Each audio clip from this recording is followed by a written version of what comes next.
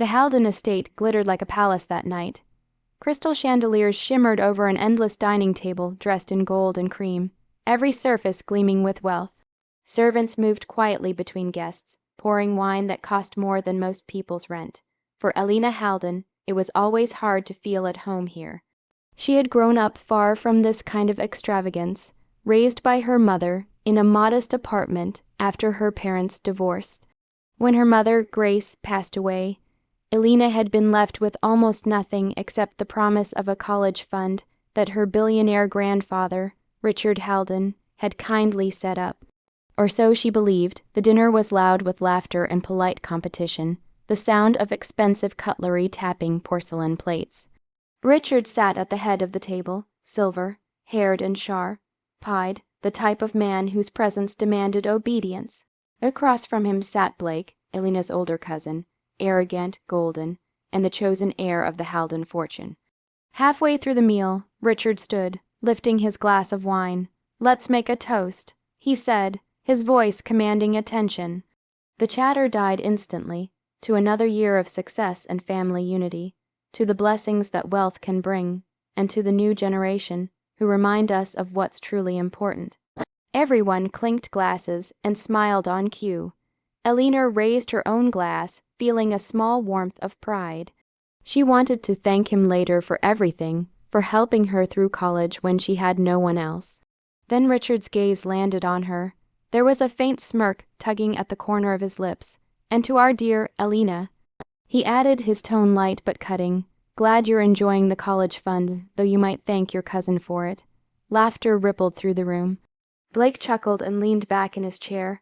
"Guess I'm more generous than I thought," he said smugly. Elena frowned. "What do you mean?" Richard's eyes gleamed with amusement. "Oh, nothing serious, dear. Just that everything in this family comes from a shared pool. Even your college fund balanced out from a few places, let's say." Her stomach tightened. "Balanced out," she repeated softly. Blake smirked. "You didn't really think Grandpa paid for that himself, did you?" The room was filled with light laughter again, but Elena's world had gone still. Her fork slipped from her hand, clattering against the china. She murmured an excuse and stood from the table, her heart hammering as she walked away. Behind her, she could still hear Richard's dry chuckle echoing under the chandeliers. That night, the food, the laughter, and the warmth of family all turned to ash. Snow drifted softly past the window, painting the world outside in quiet white. Inside her small apartment, Elena sat surrounded by open boxes, her mother's old papers, photos, and notebooks. The night after Thanksgiving had been sleepless. Her grandfather's words echoed in her mind again and again. "Glad you're enjoying the college fund." She had gone to bed feeling sick, but by morning, the sickness had turned into something else, resolve. Her mother, Grace Halden, had always been private about money, but Elena remembered one thing vividly: the small blue key her mother kept on a silver chain, calling it the key to your future. That key now hung around Elena's neck. She'd never known what it opened until now. Her best friend, Noah, sat across from her at the table, flipping through an old envelope. "You sure you want to do this?" he asked quietly. "I have to," she said, her voice low but steady. "If my grandfather lied about the fund, I need to know what else he took." They spent hours combing through the papers, most of them irrelevant tax forms, letters, recipes written in Grace's delicate handwriting. Then, late in the evening, Noah tugged on a loose wooden panel in the back of Grace's old desk. It shifted slightly. "Elena," he whispered, "look." Behind the panel was a hidden compartment.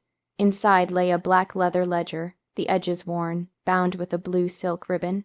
Elena's breath caught. She used her mother's key to unlock it. The pages were filled with columns of figures, signatures, and bank names. Grace had detailed every investment she made, every transfer right up until the year she died.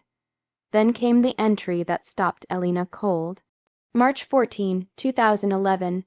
Transfer of Grace Halden's inheritance to R. Halden Holdings. Temporary loan for liquidity support. Full repayment due in 1 fiscal year. Her mother's inheritance, her future, had been taken. There was no record of repayment. Only silence. Elena's hands trembled as tears welled in her eyes. "He stole it," she whispered. "He stole everything from her." Noah reached out, his expression darkening. You could go public, sue him. Elena shook her head slowly, wiping her tears. No, not yet. Her voice hardened. He built his empire on her money, on lies. I won't destroy him with anger, I'll destroy him with proof. She closed the ledger and stared out the window at the falling snow. The world outside was calm, but inside her heart, a storm had begun, quiet, relentless, and unstoppable. The months that followed blurred into long nights and colder mornings. While the world outside prepared for spring, Elena Halden prepared for war, a quiet, invisible kind. She legally changed her last name to her mother's maiden name, Gracewell, and enrolled in a master's program in finance and corporate law. To everyone else, she was just another ambitious student with tired eyes and too many coffee cups. But under the surface, every lecture, every late night research session was another step in her plan. Her grandfather's company, Halden Industries, was vast, built on luxury real estate, investments, and cold-hearted ambition. She knew she couldn't confront him head-on. Richard Halden had lawyers, money, and influence, but he had one weakness, pride. He believed himself untouchable, and that made him blind. Noah became her partner in the shadows. Together, they traced every company connected to Halden Industries, its subsidiaries, shell corporations, and offshore accounts. Elena started investing small sums, using her inheritance from her mother's few untouched assets. Then she began buying quiet shares of those smaller companies, shares that, when combined, gave her control over the roots of her grandfather's empire.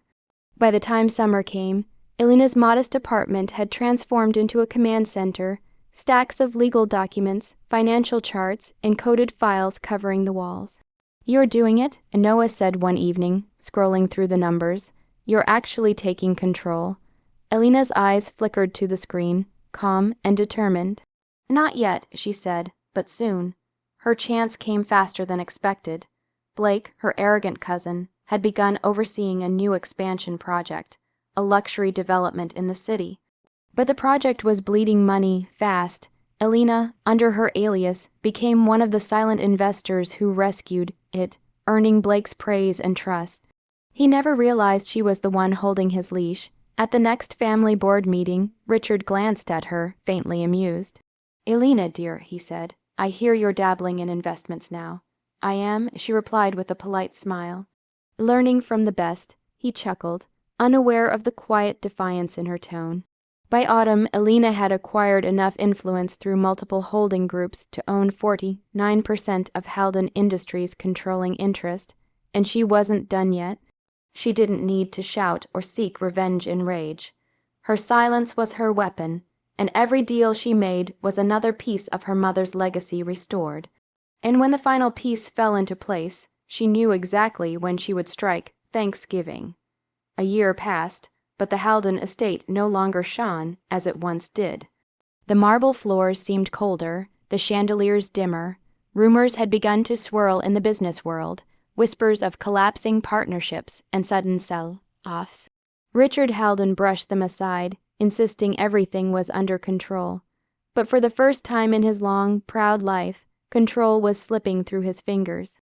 When Thanksgiving came again, the family gathered as always, though the air was heavier, the laughter forced.